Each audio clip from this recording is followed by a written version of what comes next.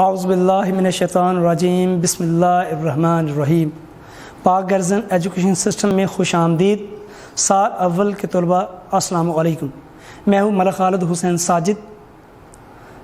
آج ہم نظم تسلیم و رضا کے دوسرے بند کا مطالعہ کریں گے، جس کو لکھنے والے شاعر کا نام ہے نذیر اکبر آبادی، اور یہ نظم تسلیم و رضا ایک خاص مقصد کے لیے لکھی گئی۔ تسلیم و رضا سے مراد اللہ تعالیٰ کی رضا کو ہر حالت میں تسلیم کرنا اور اس کی رضا پر ہر صورت میں راضی رہنا، یعنی کنڈیشن کیسی ہی کیوں نہ ہو جائے، ہمیں اللہ تعالیٰ کی ذات کے سامنے ہمیشہ راضی رہنا ہوگا۔ اس کو تسلیم و رضا کہتے ہیں، اور جب یہ خوبی ایک بندہ مومن کے اندر آ جاتی ہے تو پھر اللہ تعالیٰ کی ذات اس کو اور زیادہ نوازنا شروع کر دیتی ہے۔ تو آئیے دوسرے بند کا مطالعہ کرتے ہیں کہ اس میں شاعر نے کیا کہنے کی کوشش کی ہے۔ گر یار کی مرضی ہوئی سر جوڑ کے بیٹھی، گر بار چھڑایا تو وہیں چھوڑ کے بیٹھے، موڑا انہیں جیدر وہیں منہ موڑ کے بیٹھے، گدڑی جو سلائی تو وہی اوڑھ کے بیٹھے، اور شال اڑائی تو اسی شال میں خوش ہیں، پورے ہیں وہی مرد جو ہر حال میں خوش ہیں۔ پچھلے لیکچر میں بھی آپ کو بتایا تھا کہ جو مصرع بار بار رپیٹ کیا جائے گا اس مصرے کو نظم کی زبان میں ٹیپ کا مصرع کہتے ہیں، جو زور دے رہا ہوتا ہے کہ اس نظم کا بیسک مقصد کیا ہے، یہ نظم کس لیے تخلیق کی گئی ہے، اس نظم کو کیوں کر لکھا گیا ہے۔ اس نظم کو لکھنے کا مقصد یہی ہے کہ اللہ کے نیک بندے ہر حالت میں خوش رہتے ہیں۔ اب اس کے جہان لغت کے تحت یار سے مراد اللہ ہے یا اللہ کے حبیب مراد ہے، دونوں حالتوں میں ہم لکھ سکتے ہیں۔ سر جوڑ کے بیٹھے، اکٹھے ہو کر بیٹھے، گھر بار بیوی بچے جائیداد وغیرہ، موڑا جس طرف رخ کر دیا، گدڑی فقیرانہ لباس اوڑھ کر پہن کر، شال مہنگی چادر۔ اس بند کے اندر شاعر نے حقیقت میں نبی اکرم صلی اللہ علیہ وآلہ وسلم کے ہجرت مدینہ کی طرف واضح اور دو ٹوک اشارہ کیا ہے۔ تو ہم یہ بات ذہن میں رکھیں گے کہ اس نظم میں ہجرت نبوی کو مد نظر رکھتے ہوئے ہم نے تفہیم کرنی ہے، لیکن تفہیم سے پہلے ہم اس کے بنیادی فلسفے پر غور کرتے ہیں۔ تو شاعر نے ہمیں کیا پیغام دیا ہے؟ شاعر کہتے ہیں اللہ کے نیک بندے تو وہ ہیں جو اللہ اور اس کے رسول کی خاطر اکٹھے ہو جاتے ہیں، یعنی راضی ہو جاتے ہیں۔ ان کی خواہش ہمیشہ دونوں کی خواہش کے ماتحت رہتی ہے، یعنی اللہ کی خواہش کی اور نبی صلی اللہ علیہ وسلم کی خواہش کے ماتحت۔ اگر انہیں گھر بار، رشتہ دار، جائیدادیں چھوڑنے کا حکم ہوا تو انہوں نے چھوڑ دیں۔ ہجرت نبوی میں ایسا ہوا، انہیں جس طرف چلنے کا حکم دیا وہ اسی طرف کو چل پڑے۔ اگر پہننے کو پھٹا پرانا لباس مل گیا تو وہی پہن لیا، اگر شاہی لباس یا قیمتی گرم چادر مل گئی تو اس میں بھی خوش ہیں، اس لیے کہ اللہ کے نیک بندے ہر حالت میں اور ہمیشہ خوش رہتے ہیں۔ اصل میں پہلے بھی آپ کو بتایا گیا تھا کہ نظم کا جو بنیادی فلسفہ ہوتا ہے یہ ہمارا مین ٹاسک ہوتا ہے، ہماری انڈرسٹینڈنگ کی بیس ہوتی ہے، اور جب کسی چیز کی بیس اچھی ہو تو ہمیں اس چیز کو ایکسپلین کرنے میں بڑی آسانی رہتی۔ تو میں نے آپ کو پہلے بتایا کہ ہم نے اس بند کو ہجرت نبوی کے تناظر میں دیکھنا ہے، تو ہم اسی تناظر میں لے کے اس کی ایکسپلینیشن کی طرف جاتے ہیں۔ تو شاعر پہلے مصرے میں کہتے ہیں گر یار کی مرضی ہوئی سر جوڑ کے بیٹھے۔ اگر نبی اکرم صلی اللہ علیہ وآلہ وسلم نے اللہ کی رضا کی خاطر ہجرت کرنے کا ارادہ ظاہر فرمایا اور صحابہ کرام سے یہ فرمایا کہ اے میرے دوستو، اللہ کی طرف سے حکم دیا گیا ہے کہ تم کفار کے ظلم ستم کو چھوڑ دو اور مکے کو چھوڑ کر مدینے کی طرف ہجرت کر جاؤ۔ تو کسی نے بھی انکار نہیں کیا، سب لوگ نبی اکرم صلی اللہ علیہ وسلم کی ہاں میں ہاں ملا رہے تھے، اور انہوں نے یکمشت فیصلہ کیا، مشترکہ فیصلہ کیا کہ ہم وہی کریں گے جو آقا دو عالم صلی اللہ علیہ وسلم ارشاد فرمائیں گے۔ اس لیے انہوں نے نبی اکرم صلی اللہ علیہ وسلم کی رضا پر آمین کہہ کر یہ بات حق کر دی کہ اللہ تعالیٰ کے پیارے حبیب حضرت محمد صلی اللہ علیہ وسلم نے ہمارے ایمان کی تکمیل کی ایک نشانی میں بتائی ہے۔ وہ کچھ یوں تھی کہ تمہارا ایمان اس وقت تک مکمل نہیں ہو سکتا جب تک تم اپنی خواہشات کو میری لائی ہوئی تعلیم کے تابع نہیں کر لیتے۔ یعنی صحابہ کرام نے اپنی خواہشات کو نہیں دیکھا، تو نبی اکرم صلی اللہ علیہ وسلم کی خواہشات کے تحت انہوں نے مکہ چھوڑنے کا فیصلہ کیا اور مدینہ جانے کا ارادہ ظاہر کیا۔ یہ تو ایک رخ ہے۔ اب اس کے بعد کیا ہوا؟ نبی اکرم صلی اللہ علیہ وسلم نے ان سے فرمایا گھر بار چھڑایا تو وہیں چھوڑ کے بیٹھے۔ آپ نے فرمایا کیا میری خاطر گھر بار چھوڑو گے؟ تو صحابہ نے عرض کیا یا رسول اللہ گھر بار چھوڑ دیں گے۔ عرض کیا پھر فرمایا رشتہ داروں چھوڑو گے؟ عرض کیا ہاں رشتہ دار بھی چھوڑ دیں گے۔ جائیدادیں چھوڑو گے؟ جائیدادیں بھی چھوڑ دیں گے۔ غرض نبی اکرم صلی اللہ علیہ وسلم کی خاطر انہوں نے سب کچھ چھوڑنے کا ارادہ کر دیا، کیونکہ انہیں معلوم تھا کہ نبی صلی اللہ علیہ وسلم کی رضا ہی میں اللہ کی رضا ہے۔ نبی اکرم صلی اللہ علیہ وسلم کا جو ارادہ ہے وہ حقیقت میں اللہ کا ارادہ ہے۔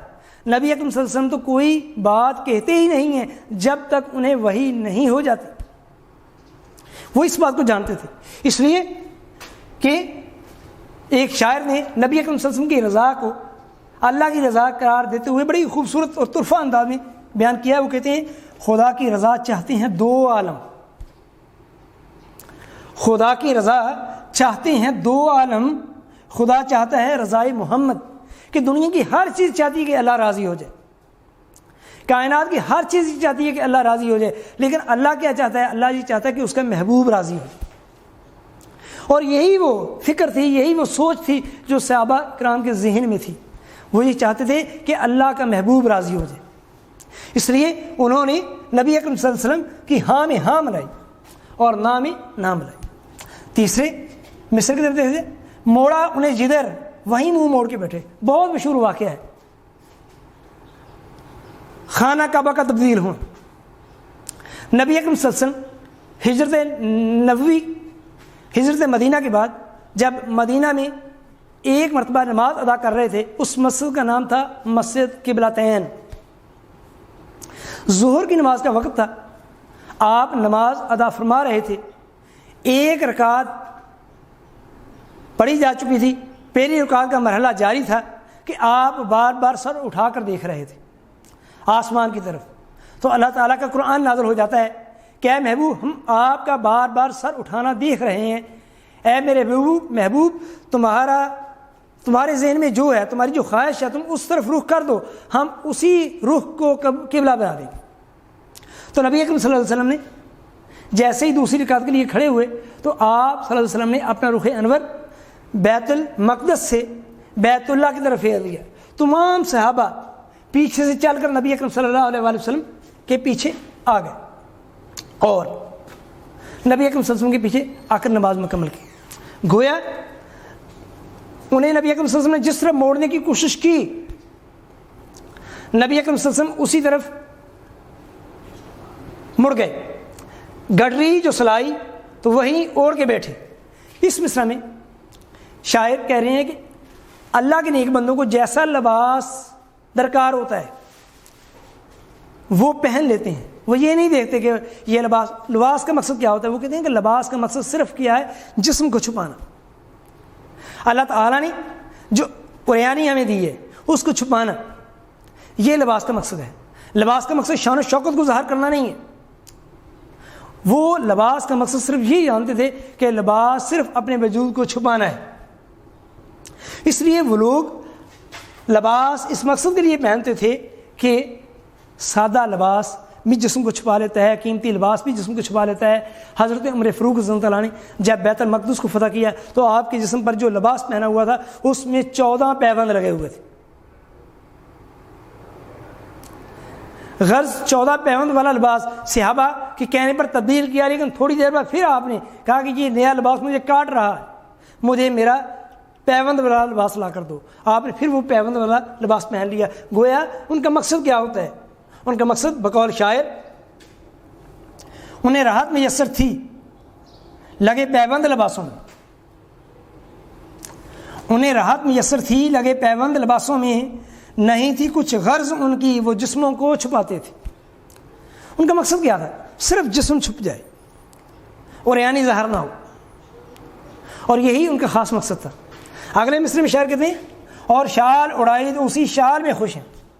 اور اگر اللہ کے نیک بندوں کو اقتدار مل جاتا ہے تو وہ شاہی لباس پہن کر بھی اللہ کا شکر ادا کرتے ہیں۔ ایک بہت مشہور واقعہ ہے کہ اللہ تعالی نبی اکرم صلی اللہ علیہ وسلم کی بارگاہ میں، نبی اکرم صلی اللہ علیہ وسلم کی بارگاہ میں 2 بادشاہ ایک ہی وقت میں حاضر ہوئے۔ ایک بادشاہ کا لباس انتہائی پھٹا پرانا تھا، ایک بادشاہ انتہائی زرق برق لباس میں آیا ہوا تھا۔ تو دونوں بادشاہوں کا آمنا سامنا ہو جاتا ہے۔ تو جس بادشاہ نے پھٹا پرانا لباس پہن رکھا ہوتا ہے وہ اس بادشاہ کے پاس آتا ہے جس نے بڑا زرق برق لباس پہن رکھا ہوتا ہے۔ وہ آتا ہے اور اس سے پوچھتا ہے کہ یہاں پر تو بادشاہ بھی فقیر بن کر آتے ہیں، یہ تم کیا بادشاہوں والا لباس پہن کر آ گئے؟ یہاں تو بڑے بڑے جو بادشاہ ہوتے ہیں وہ بھی عاجز ہو کر آتے ہیں، تم یہ اتنا قیمتی لباس پہن کر آ گئے ہو، ریزن کیا ہے؟ تو اس نے اسے اپنے قریب بلایا اور کہا کہ بھائی میں یہ لباس کس لیے پہن کر آیا ہوں، اس کی بھی ایک ریزن ہے، کیونکہ میں دنیا کو بتانا چاہتا ہوں۔ کیا بتانا چاہتا ہوں؟ میں یہاں یہ لباس پہن کر اس لیے حاضر ہوا ہوں کہ دنیا کو بتا سکوں کہ مجھے یہ لباس بھی آقا دو عالم صلی اللہ علیہ وآلہ وسلم کے قدموں کے تصدق میسر آیا ہے۔ یعنی یہ میرا لباس نہیں ہے، مجھے یہ آقا دو عالم صلی اللہ علیہ وسلم نے عطا کیا، اس لیے وہ ہر حالت میں خوش رہتے ہیں۔ اور آخری ٹیپ مصرع ہے، کہتے ہیں پورے ہیں وہی مرد جو ہر حال میں خوش ہیں۔ اللہ کے نیک بندے ہمیشہ ہر حالت میں خوش رہتے ہیں۔ اور یہ چیزیں ان کے اندر کیسے آتی ہیں؟ یہ چیزیں ان کے اندر نگاہوں کا فیض ہوتا ہے، نظروں کا فیض ہوتا ہے۔ وہ چیزیں ایسے ہی نہیں سیکھ جاتے، وہ دیکھ رہے ہوتے ہیں، ان کو یہ فیض اللہ تعالیٰ نے بزرگوں کی نظروں کے فیض دیا ہوتا ہے۔ کیونکہ علامہ اقبال رحمہ اللہ تعالیٰ نے اس بات کو سمجھانے کے لیے ہمیں بڑی خوبصورت انداز اختیار کیا تھا۔ وہ کہتے ہیں وہ فضان نظر تھا یا کہ مکتب کی کرامت تھی، سکھائے کس نے اسماعیل کو آداب فرزندی۔ اسماعیل علیہ السلام کو کس نے بتایا کہ گردن جھکا دو، اپنے باپ کی بات کو مان لو، چھری دیکھ کر بھی گھبرائے نہیں؟ ریزن کیا تھی؟ ریزن صرف یہ تھی کہ وہ اللہ کی رضا پہ راضی رہنے والے تھے۔ انہیں معلوم تھا کہ ہر حالت میں اللہ کی بات ماننی ہے، اللہ کی رضا میں ہی فائدہ ہے۔ اگر اللہ کی رضا یہ ہے تو حضرت اسماعیل علیہ السلام سے جب حضرت ابراہیم علیہ السلام نے پوچھا کہ اے میرے بیٹے، میں نے خواب میں دیکھا ہے کہ میں تجھے ذبح کر رہا ہوں، تو حضرت اسماعیل علیہ السلام نے عرض کی بابا جان آپ اپنے خواب کو سچ کر دکھائیے، انشاءاللہ آپ مجھے صبر کرنے والوں میں پائیں گے۔ یہ اس بات کی طرف اشارہ ہے، پورے ہیں وہی مرد جو ہر حال میں خوش ہیں، وہ گھبرائے نہیں۔ آخر بیٹا کس کا تھا؟ بیٹا اس نبی کا تھا جو آگ کے سمندر کو دیکھ کر نہیں گھبرایا تھا، کیونکہ اسے معلوم تھا کہ آگ ٹھنڈی ہو جائے گی اللہ کے حکم سے، اللہ کے حکم سے آگ ٹھنڈی ہو جائے گی۔ اور یقیناً ایسا ہوا بھی، یقیناً ایسا ہوا بھی۔ اب اس شعر کے اندر، اس بند کے اندر شاعر نے ہمیں مجموعی طور پر جو پیغام دیا ہے وہ یہ ہے کہ ہمیں اللہ تعالیٰ کی رضا کی خاطر ہمیشہ سر جوڑ کر بیٹھ جانا چاہیے، اس کی رضا پر فیصلہ کر دینا چاہیے، اور اگر ہمیں گھر بار بھی چھوڑنا پڑے تو گھر بار بھی چھوڑ دینا چاہیے، اگر ہمیں اپنا علاقہ چھوڑنا پڑے تو علاقہ بھی چھوڑ دیں، اگر جائیدادیں چھوڑنی پڑیں تو اس کی بھی قربانی دے دیں، اور اور اگر ہمیں نبی اکرم صلی اللہ علیہ وسلم کے حکم کے مطابق جس علاقے میں جانے کا حکم ہو تو ہم اس علاقے میں چلے جائیں، جو غرض کی ہر حالت میں ہمیں نبی اکرم صلی اللہ علیہ وسلم کی اداؤں کو ذہن میں رکھنا ہوگا۔ اگر ہمیں پھٹا پرانا لباس مل رہا ہے تو اللہ کا شکر ادا کرنا چاہیے، کیونکہ لباس تو ہے نا، ہمارا جسم تو چھپا ہوا ہے، اگر قیمتی لباس مل جاتا ہے تو اللہ کا شکر ادا کریں کہ اللہ تیرا شکر ہے تو نے ہمیں یہ سب عطا کیا۔ اور اسی لیے اللہ تعالیٰ کے نیک بندے ہر حالت میں اللہ کا شکر ادا کرتے ہیں، اور اللہ کے نیک بندوں کی یہی خوبی ہے جو اسے دوسروں سے ممتاز کرتی ہے۔ تو بیٹا دوسرا بند بھی آج ہمارا مکمل ہوا، جس کے اندر ہم نے اس کے الفاظ میں ان کو بھی دیکھا، اس کے بنیادی فلسفے کو بھی ڈسکس کیا، اور اس کے اندر آنے والے امدادی اشعار حوالہ جات کو بھی دیکھا۔ اب آپ نے اس کی تفصیلاً ڈیٹیل مطالعہ کے لیے اپنی کتاب شمع سرمایہ اردو سے تیاری کرنی ہے، اس کو بار بار دیکھنا ہے، بار بار پڑھنا ہے، تاکہ آپ کے ذہن میں یہ خیالات بار بار رپیٹ ہوتے رہیں اور آپ کو پیپر میں لکھتے وقت کسی قسم کی پریشانی نہ ہو۔ ہاں یہ بات ذہن میں رہے کہ جو حوالہ جات یہ اشعار ہیں یا احادیث ہیں، ان کو آپ نے بائی ہارٹ یاد کرنا ہے، کیونکہ یہ بہت قیمتی چیزیں ہوتی ہیں اور انہی کی بنیاد پر ہمیں پیپر میں نمبر ملتے ہیں۔ تو انشاءاللہ اگلے لیکچر میں ملاقات ہوگی۔ السلام علیکم۔